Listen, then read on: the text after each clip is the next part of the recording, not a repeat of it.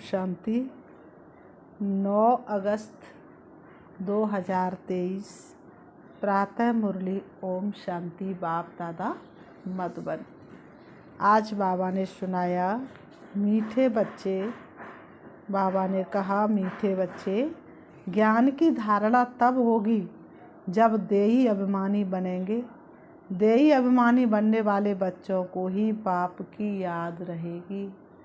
बाबा ने कहा, मीठे बच्चे, ज्ञान की धारणा तब होगी जब देही अभिमानी बनेंगे, और देही अभिमानी बनने वाले बच्चों को ही बाप की याद रहेगी। प्रश्न बाबा ने किया, किस एक भूल के कारण मनुष्यों ने आत्मा को निर्लेप कह दिया है? किस एक भूल के कारण मनुष्यों ने आत्मा को निर्लेप कह दिया है? उत्तर में बाबा ने बताया, मनुष्यों ने आत्मा से परमात्मा कहा, इसी भूल के कारण आत्मा को निर्लेप मान लिया। अब आत्मा से परमात्मा कैसे हो सकते हैं? अब बताइए। आत्मा अनेक और परमात्मा एक है, लेकिन क्या कैसे समझाएं भक्तों को? तो बाबा ने कहा, आत्मा परमात्मा में तो बहुत बड़ा अंतर है। तो लेकिन निर्लेप तो एक शिव बाबा है, जिसे दुख सुख मीठे कड़ुए का अनुभव नहीं। आत्मा तो कहती है फलानी चीज़ खट्टी है। बाप कहते मेरे पर किसी भी चीज़ का असर नहीं होता है। बाप तो न पतित बनता है, न जन्म मरण में आता है। मैं इन लेप छेप से निर्लेप हूँ, ज्ञान का सागर हूँ, वही ज्ञान तुम्हें सुनाता हूँ। बाबा कहते मैं खुद ज्ञान का सागर हूँ, और जो ज्ञान मुझ में है मैं वही ज्ञान तुमको सुनाता हूँ। गीत है, तकदीर जगा कर आई हूँ, तकदीर जगा कर आई हूँ। ओम शांति। ये किसने कहा? आत्माओं ने कहा इन आर्गन्स द्वारा। आत्मा शांत स्वरूप है। मुझे आत्मा को ये शरीर मिलता है तब टॉकी बनती है। आत्मा जब शरीर में आती है तब वह टॉकी बनती है। जब तक शरीर में नहीं है आत्मा, तब तक बोल ना सके, कुछ कर ना सके। शरीर द्वारा अनेक प्रकार का कर्म करती हूँ। पहले पहले ये निश्चय करना है। और सत्संग में मनुष्य मनुष्य को सुनाते हैं, देदारी बोलते हैं, कहेंगे फलाना महात्मा बैठा है। यहाँ ये बातें नहीं है। बाबा ने कहा, यहाँ महात्मा आदि की कोई बात नहीं है। तुम समझते हो हम तो आत्मा है, ये शरीर रूपी आर्गन से है। आत्मा परमपिता परमात्मा द्वारा सुन रही है, जिसका एक ही नाम क्या है? शिव। इस समय बच्चे बैठे सुनने के लिए। कौन सुनाते? बेहद का बाप। जब परमपिता परमात्मा कहा जाता है तो बुद्धि योग ऊपर चला जाता है। जैसे ही कहा, क्या कहा जाता है? परमपिता परमात्मा, तो बुद्धि कहाँ जाती है? ऊपर की ओर। शिव माना बिंदी। आत्मा भी बिंदी है, परमात्मा भी बिंदी है, परंतु उनको परमपिता परमात्मा कहा जाता है। वह बाप हुआ और आत्मा बच्चे ठहरे। समझना है कि हम आत्मा इस शरीर द्वारा अपने पारलौकिक बाप की संतान बनी हूँ। इसलिए कहते हैं ना, तुझको मानुष जन्म ऐसा हीरा मिला और तूने व्यर्था गवाया, तो मैं क्या करूँ? तो मनुष्य का जन्म तो मनुष्य में ही होता है, लेकिन जिस मनुष्य तन के द्वारा हम परमात्मा धरती पर आए हुए भगवान को पहचान लेते हैं, वही मनुष्य तन सबसे वैल्यूबल है। तुम बच्चों को देही अभिमानी बनना पड़े, और सब जगह मनुष्य मनुष्य को समझाते। कोई गीता पाठी होते हैं, वह भी गीता को याद कर कहेंगे गीता में भगवान ने ऐसे ऐसे कहा है। समझते हैं भगवान ने साकार में ये गीता सुनाई थी। बाबा ने कहा, कोई बैठ वेद शास्त्र सुनाते हैं। वेद तो मनुष्यों ने रचे हैं, निराकार भगवान वेद नहीं बनाएंगे। व्यास तो मनुष्य था ना। दुनिया वाले व्यास को क्या कहते? भगवान कहते हैं, जिसने वेद बनाई। लेकिन बाबा ने कहा, व्यास तो मनुष्य था ना, व्यास तो परमात्मा नहीं कहेंगे। व्यास को तो परमात्मा नहीं कहेंगे। परमपिता परमात्मा तो बिंदी है। बच्चे साकार हैं, साकारी रूप है। बाप तो निराकार है। शरीर का आधार लिया बच्चों ने तो साकारी रूप में आ गए, तो अपने को शरीर ही समझने लगे। लेकिन परमात्मा तो सदैव निराकार है। बाप कहते हैं, मुझे तो कभी छोटा बड़ा नहीं बनना है। तुम छोटे बड़े होते हो, मुझे तो कहते ही है परमपिता। मनुष्य पहले बालक बन फिर बड़े हो बाप बनते हैं, फिर बालक बनते। मैं तो हमेशा पिता ही हूँ, ना मैं बालक बनता हूँ और ना ही मैं वृद्ध होता हूँ। बाबा ने कहा मैं बालक नहीं बनता हूँ, मेरा एक ही नाम शिव है। तुम्हारे 84 नाम पढ़ते हैं, 84 जन्म लिए, तुम्हारे शरीर के 84 नाम पढ़े, 84 माँ बाप लिए, क्योंकि 84 जन्म लेते हो। मैं परम पिता तो बिंदी रूप हूँ, सिर्फ पूजा के लिए भक्ति मार्ग वालों ने बड़ा रूप बना कर रखा है। जैसे कोई का बड़ा चित्र बनाते हैं ना, बुद्ध का बहुत बड़ा चित्र बनाते हैं। बाबा ने कहा इतना लंबा मनुष्य तो होता नहीं। ये मान देते समझते बहुत बड़ा था। बाप तो ऊंचे थे ऊंचे, बड़े थे बड़ा परम पिता परमात्मा है। बाप अपना परिचय बैठ देते हैं, और कोई मनुष्य तो भगवान का सत्य परिचय दे ही नहीं सकता। वह कितना भी महान आत्मा हो, चाहे कितना अपने को श्री श्री 108 कहे, लेकिन है तो मनुष्य तो भगवान का यथार्थ परिचय दे नहीं सकते। मेरे को शिव कहते, बच्चों को समझाया जाता है। तुमको समझना, हम निराकार शिव बाबा के सम्मुख जाते हैं। मुझे तो हमेशा परमपिता परमात्मा ही कहेंगे। शिव बाबा कहते हैं मुझे तो हमेशा क्या कहेंगे, परमपिता परमात्मा ही कहेंगे, और कुछ कह नहीं सकते, और कोई नाम रख नहीं सकते। जबकि भक्तों ने कर्तव्यों के आधार पर अनेक नाम रखे हैं, लेकिन वास्तव में असली नाम उनका शिव है और रहने वाले परम धाम के। मनुष्य सृष्टि का बीज रूप हूँ, परमात्मा बैठ समझाते हैं। आत्मा को ही नॉलेज है, गाते भी है परमपिता परमात्मा परमात्मा। वह ज्ञान का सागर है, हमको ज्ञान सुना रहे, करुणा हम पर बरस रही है बाबा के उपकारों की, और रंग बिरंगे फूलों से बगिया महकी अरमानों की। पहले पहले आत्म अभिमानी होना चाहिए, देह अभिमानी नहीं बनना है, परंतु ड्रामा अनुसार तुमको देह अभिमानी बनना ही है। अब फिर बाप देही अभिमानी बनाते हैं। तुम सब बच्चे हो, ये भी बच्चा है। आत्मा परमपिता परमात्मा दादे से वर्षा लेती है। लौकिक संबंध में सिर्फ बच्चों को ही वर्षा मिलता है, कन्या को नहीं मिलता है। बेहद का बाप कहते हैं तुम सब आत्माएं हो, तुम हर एक को हक है, तुम मुझ परमपिता परमात्मा के थे और हो। कहते हैं ना ओ गॉड फादर, ओ परमपिता महिमा करते हैं। कौन करते हैं? उस परमपिता परमात्मा की महिमा कौन करते हैं? आत्मा करती है। सजे आत्मा सजनीय, तो आत्मा ही उस परमपिता परमात्मा की महिमा शरीर के द्वारा करती है। वह लौकिक फादर तो शरीर का है, ये है आत्माओं का बाप। आत्मा बुलाती है ओ परमपिता परमात्मा। जब बहुत दुख होता है, जब बहुत अशांति होती है, तब हुज्जत से उस परमात्मा को बुलाते हैं, प्रभु अब तो इस धरती पर आ जाओ, छोड़ भी दे आकाश सिंहासन, तू धरती पर आ जा रे। तो बाबा ने कहा तो अविनाशी बाप को याद करते ही आए हैं, क्योंकि रावण राज्य में क्या है, दुख ही दुख है, अशांति अशांति है। जब से रावण राज्य शुरू होता है तब से याद करना शुरू होता है। याद तो बाप को ही करना है, क्योंकि वर्षा बाप से ही मिलता है। यहाँ तो मनुष्यों को बहुतों की याद रहती है, कितने सारे देखो गुरु लोग एक की याद बुला देते। अगर सर्वव्यापी है तो फिर गॉड व फादर किसको कहे। बाप घड़ी घड़ी कहते बच्चे देही अभिमानी बनो। शिव बाबा तुमसे घड़ी घड़ी कहते मीठे बच्चे क्या बनो, देही अभिमानी बनो। उठते बैठते मुझ बाप को याद करो।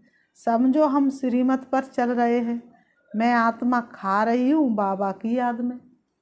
भोजन भी करो तो क्या अनुभव करो, मैं आत्मा भगवान की याद में खा रही हूँ।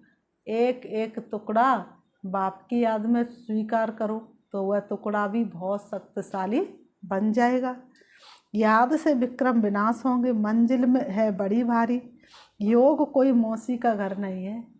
बाप को अर्थात रीति 4 घंटे 5 घंटे 6 घंटे याद करना कोई मौसी का घर नहीं है। मनुष्यों ने तो बाप का नाम ही प्रायलोप कर दिया है। श्री कृष्ण तो बच्चा ठहरा। इतनी बड़ी प्रालब्धि जरूर बाप ने ही दी है। बाप समझाते दे सहित दे के सब धर्म भूलो।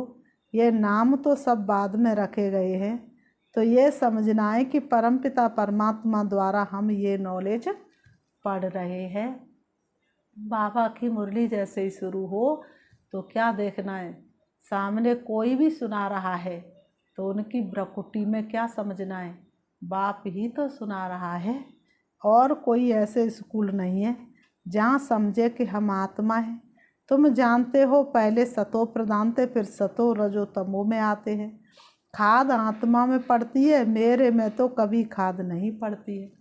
श्री बाबा कहते तुम आत्माओं में खाद पड़ती है क्योंकि तुम जन्म मरण में सुख दुख में आती हो, इसलिए 5 विकार तुम्हारे अंदर प्रवेश कर जाते। बाबा कहते मेरे में तो कभी खाद नहीं पड़ती, मैं ये बार सच्चा सोना हूँ। तुम्हारी आत्मा अब सब इस समय आयरन एजेड बन गई हैं। मम्मा भी कहेगी हमने शिव बाबा से जो सुना है वही सुनाते हैं। शिव बाबा तो खुद ज्ञान का सागर है, उसे शास्त्र पढ़ने की, किसी की मत लेने की कोई ज़रूरत नहीं। ये बड़ी समझ की बातें हैं। बरोबर हम बाबा के बने हुए हमें पढ़ाते हैं। बाबा से पढ़कर हम जीवन मुक्त बनते हैं। जीवन मुक्त माना इस शरीर में तो आना है परंतु सुख भोगना है। मुक्ति सबको मिलती है। बाबा कहते हैं परंतु जीवन मुक्ति में तो नंबरवार आते हैं। मुक्त तो सब आत्माएं होती हैं, क्योंकि सारी दुनिया में वास्तव में लोग जब जीवन मुक्ति को नहीं जानते तो सिर्फ मुक्ति ही मांगते हैं, प्रभु अब तो शांति की दुनिया में ले चलो। दुख से आधा कल्प के लिए मुक्त कर देते, कहते तुमको लिबरेट कर जीवन मुक्ति बनाता हूँ। फिर कोई कितने जन्म लेते, कोई कितने जन्म लेते हैं। जीवन मुक्ति तो सब बनते हैं, सदगति दाता है ही एक। जो भी धर्म स्थापक है सब पुनर्जन्म लेते लेते अब तमो प्रधान बने हैं। मैं आकर सबको इन दुखों से छुड़ाता हूँ, इसलिए मुझे लिबरेट कहते हैं। मुक्ति जीवन मुक्ति दाता कहते। मुक्ति अर्थात अपने घर साइलेंस धाम में जाना है। बाप भी परम धाम से आते हैं जिसको परलोक कहा जाता है। तुम निर्वाण धाम और स्वर्ग धाम दोनों को याद करते हो। स्वर्ग और नरक यहाँ ही होता है। ये धरती ही स्वर्ग और ये धरती ही नरक बन जाती है। दिव्य गुणों वाले जब देवता थे तो ये धरती स्वर्ग कहलाई, और आज वही देवताओं के अंदर आसुरी अवगुण आए तो नरक कहलाई। इस समय सब समझते ये नरक है, कितना दुख पाते रहते हैं। गरुड़ पुराण में तो बहुत रोचक बातें लिख दी हैं, जिससे मनुष्यों को डर हो और पाप करने से बच जाए। बिन भजन करो बनोगे ऊँट, तो कैसी कैसी बातें लिख दी हैं। इसलिए ऐसी ऐसी बातें बैठ बनाई हैं। द्वापुर से ये शास्त्र बनाना शुरू करते हैं। बाप कहते मैं आकर ब्रह्मा द्वारा ब्राह्मण धर्म रचता हूँ, वह फिर सूर्यवंशी चंद्रवंशी बनते हैं। 2 युग में कोई धर्म स्थापन करने वाला नहीं आता, सतयुग त्रेता में कोई ज़रूरत ही नहीं। फिर 1-2 के पीछे सब नंबरवार आते और अपने अपने धर्म को जानते हैं। ये देवी देवता धर्म प्रायः लोप हो जाएगा, फिर अपने को देवता कहला नहीं सकेंगे। पतित कैसे श्री श्री अथवा श्रेष्ठ कहलाएंगे। बाप ही श्रेष्ठ बनाते हैं। देवी देवताओं को श्रेष्ठ कहा जाता है। उनके चित्र भी है परंतु समझते नहीं। हर मंदिर में हर घर में देवताओं के चित्र जरूर होंगे, लेकिन मनुष्य उनकी पूजा तो करते हैं, लेकिन उनको ये पता नहीं कि ऐसे दिव्य गुण हम भी धारण करके देवता समान बन सकते हैं। तो दिव्य गुण धारण कैसे करें ये उनको पता नहीं है, परंतु समझते नहीं है कि देवी देवता धर्म कब था, किसने स्थापन किया। सतयुग की आई हुई उन्होंने क्या कर दी है, लंबी चौड़ी कर दी है। कितनी लंबी कर दी है सतयुग की आयु, लाखों वर्ष। अब बताओ, लाखों वर्ष की बात तो कोई समझ भी ना सके। अब बाबा कहते हैं बच्चे अपने को आत्मा समझो, बाप को याद करो, अब खेल पूरा होता है। ये तुमने बताया हुआ खेल पूरा, जगत का ये नाटक रहा न अधूरा। देखते नहीं हो अब मुक्ति जीवन मुक्ति के गेटस खुल रहे हैं। मुक्ति जीवन मुक्ति दाता तो एक ही बाप है, इसलिए गाते भिखारी सारी दुनिया, दाता एक राम। देने वाला तो एक ही है, लेने वाले हम अनेक हैं। यहाँ तो देखो जगत माता का टाइटल भी कोई कोई को देते रहते हैं। वास्तव में जगत अम्बा ये है ना, ऐसे कोई भी नहीं होगा जो जगत पिता भी हो, शिक्षक भी हो और जगत गुरु भी हो। बाल मनुष्य अपने पर नाम तो बहुत रखाते हैं परंतु है नहीं। कहाँ वह लक्ष्मी नारायण, कहाँ ये भिखारी भी अपने ऊपर टाइटल रख देते हैं। मनुष्य कितने बुद्धू बन गए हैं। आदि सनातन देवी देवता धर्म को भूल उन्होंने टाइटल फिर अपने को दे देते हैं। कोई तो डबल नाम ले लेते अपने ऊपर। वास्तव में ऊंचे से ऊंच मर्तबा तो एक का ही है, एक के अलावा और किसी को इतना ऊंचा टाइटल दे नहीं सकते। सदगति दाता एक ही है। राम कहो तो भी वह एक ही निराकार ठहरा। बाबा ने कहा राम कहो तो भी वह एक ही परमात्मा ठहरा। बाप कहते हैं भारतवासियों को अपने धर्म का पता नहीं, और सभी को अपने धर्म का पता है, लेकिन भारतवासी ही अपने धर्म को भूल गए हैं। कब और किसने स्थापना किया? बाबा ने कहा कोई किस देवी को याद करते, कोई श्री कृष्ण को, कोई गुरु को याद करते हैं। एक घर में 10 सदस्य होंगे, 10 की मत अलग अलग होगी, एक की मत ना मिले दूसरे से। अब एक की मत दूसरे से नहीं मिलती है तो फिर बताइए कि कैसे सुख शांति हो सकती है। गुरु का फोटो भी लगा देते हैं। तुम्हारा चित्र से काम नहीं। बाबा कहते तुम्हारा तो चित्र से कोई काम नहीं। जिसका कोई चित्र नहीं वह है विचित्र। इसलिए भक्त लोग आते, लीला है तेरी अपार अपार प्रभु माया, तेरी लीला विचित्र है। आत्मा विचित्र है। जैसे बाप विचित्र है वैसे बच्चे भी विचित्र है। शरीर को धारण किया है पाठ बजाने के लिए, बाकी तो आत्मा विचित्र, तो आत्मा का बाप भी विचित्र है। आत्मा ही सुनती है। बाबा ने ये तन लौन लिया है। कहते हैं प्रकृति के आधार बगैर मैं ज्ञान कैसे दूँ। श्री बाबा कहते जब तक मैं 5 तत्वों के शरीर का आधार ना लूँ तब तक मैं कैसे ज्ञान दूँ, राजयोग कैसे सिखलाऊँ। भगवान निराकार को ही कहा जाता है, उनको आना ही है पतित दुनिया में। श्री कृष्ण को दिखाते हैं कि पीपल के पत्ते पर सागर में आया। बाबा कहते ऐसी कोई बात नहीं है। श्री कृष्ण या कोई भी पीपल के पत्ते पर कैसे आ सकता है। श्री कृष्ण तो फर्स्ट प्रिंस है विश्व का, सबका प्यारा। ऐसा कौन है जो श्री कृष्ण से प्यार ना करे। वहाँ और कोई धर्म नहीं। अद्वैत राज्य फिर द्वैत हो जाती है, फिर अनेक प्रकार के धर्म स्थापन होते जाते हैं। तो बच्चों को ये समझना है कि बाबा इस शरीर में आकर हमको पढ़ाते हैं। बच्चों को ये समझना है श्री बाबा इस शरीर में आकर हमको पढ़ाते हैं। बाबा कहते मैं अशरीरी हूँ, इस शरीर द्वारा तुमको ज्ञान देता हूँ, मैं हूँ ज्ञान का सागर। ये सब बातें बाप बैठ करके समझाते हैं। सिर्फ ईश्वर व परमात्मा कहने से बाप का संबंध भूल जाता है। परमात्मा बाप है, उनसे वर्षा मिलता है, ये भूल जाते हैं। वह हमारा बाप है, क्रिएटर है, हम उनकी रचना है। उसने क्रिएट किया है, कोई तो रचता होगा ना। बाबा ने समझाया है पुरुष हद का ब्रह्मा है। हर पुरुष हद का ब्रह्मा, अपने घर का ब्रह्मा है। बच्चों को क्रिएट करते हैं, पहले स्त्री को अडॉप्ट करते, फिर उनके द्वारा बच्चे क्रिएट करते हैं। बाबा भी कहते मैं इन द्वारा क्रिएट करता हूँ। स्त्री तो ज़रूर चाहिए ना। बाबा कहते स्त्री तो ज़रूर चाहिए ना। बाबा को कहते ये तुम माता पिता, तो ये ब्रह्मा माता हो गई। भगवान के आगे भक्त लोग क्या गाते, तुम माता पिता हम बालक तेरे। तो बाबा ने कहा ये ब्रह्मा माता हो गई, इन द्वारा एडॉप्ट करते हैं तो तुमको ब्रह्मा मुख वंशावली कहेंगे, तुम बाप के बने हो। बाबा ने कहा इन द्वारा ये बड़ी वंडरफुल बातें हैं, शास्त्रों में ये नहीं है, मुझे कहते हैं नॉलेजफुल, जानी जानन हार। मनुष्य समझते परमात्मा सबके अंदर की बातें जानते हैं, थॉट रीडर है, लेकिन इतने सबका थॉट रीडर कैसे बनेगा। मनुष्य परमात्मा को क्या समझते, हुआ सबके मन की बातों को पढ़ लेता है, जान लेता है। दुनिया में कितने मनुष्य हैं कि क्या एक एक के मन को पढ़ेंगे। बाबा ने कहा बाप कहते मैं मनुष्य सृष्टि का बीज रूप हूँ, मैं चैतन्य हूँ, सत हूँ। आत्मा भी चैतन्य, शरीर असत है, घड़ी घड़ी बदलता रहता है। आत्मा तो नहीं मरती है, आत्मा ये नॉलेज ग्रहण करती है। बाप समझाते हैं मैं परमपिता परमात्मा निर्लेप हूँ, अर्थात दुख सुख का अथवा कड़वी मीठी चीज़ का मुझे कोई असर नहीं होता है। वह तो सबसे न्यारा है।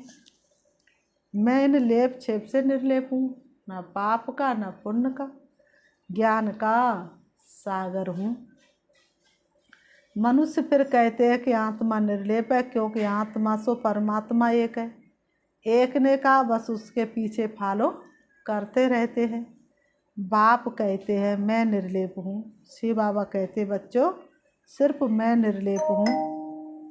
बाबा ने कहा मुझे कोई खट्टा खारा नहीं लगता, ये इनकी आत्मा कहती है। फलानी चीज़ खट्टी है, मेरे में सारे सृष्टि का ज्ञान है जो आत्माओं को पढ़ाता हूँ। तुम हर एक को समझना है। हम आत्मा परमपिता परमात्मा द्वारा सुन रहे हैं। यहाँ तो बरोबर भगवान वाच है, निश्चय करना चाहिए। God creator is one. पहले पहले मुख्य बात है भारत की। भारत को अविनाशी खंड कहा जाता है। ये भारत है बर्थ प्लेस पतित पावन बाप का। यही भारत देश है जिसमें अनेक नदियाँ बहती हैं।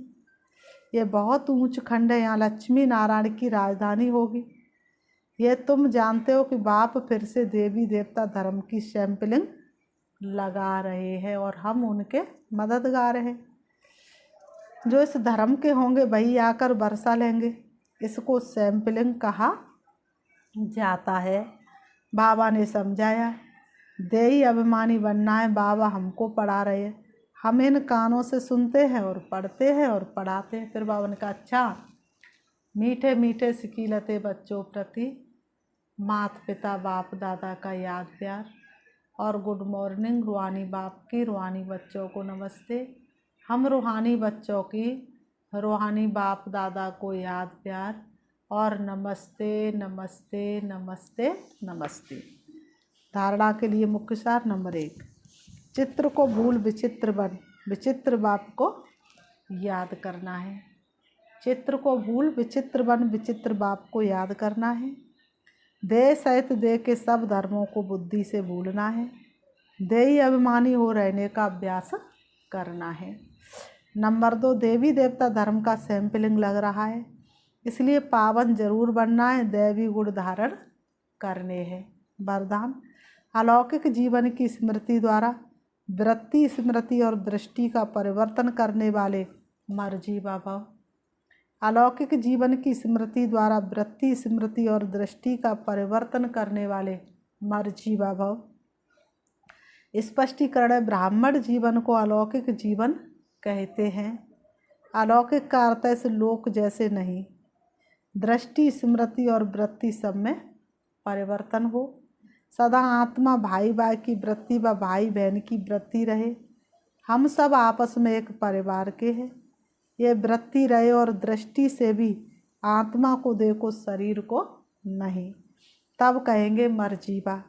ऐसी श्रेष्ठ जीवन मिल गई तो पुरानी जीवन याद आ नहीं सकती। स्लोगन, सदा शुद्ध फीलिंग में रहो तो अशुद्ध फीलिंग का फ्लू पास भी नहीं आ सकता। सदा शुद्ध फीलिंग में रहो तो अशुद्ध फीलिंग का फ्लू पास नहीं आ सकता। अच्छा, ओम शांति। अभी हम प्यारे बाबा को याद करते हैं। बाबा ने कहा शुद्ध फीलिंग में रहेंगे तो अशुद्ध फीलिंग हमारे पास भी नहीं आ सकती। तो वास्तव में अपने आप को सम्मान देना है। मैं शुद्ध पवित्र आत्मा हूँ, सबसे श्रेष्ठ और महान हूँ। तपस्या मुझ जीवन का आधार है।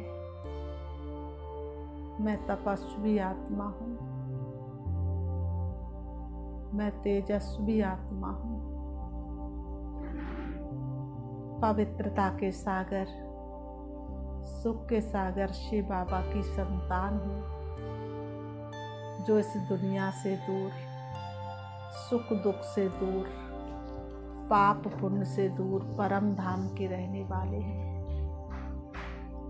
जिन्हें किसी भी चीज का कोई असर नहीं है, जो विचित्र है, सर्व शक्तियों के सागर है।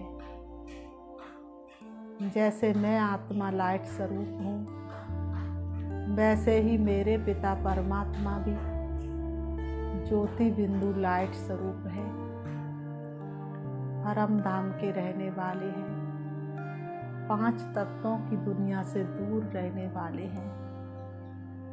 मैं आत्मा भी उसी घर की रहने वाली थी।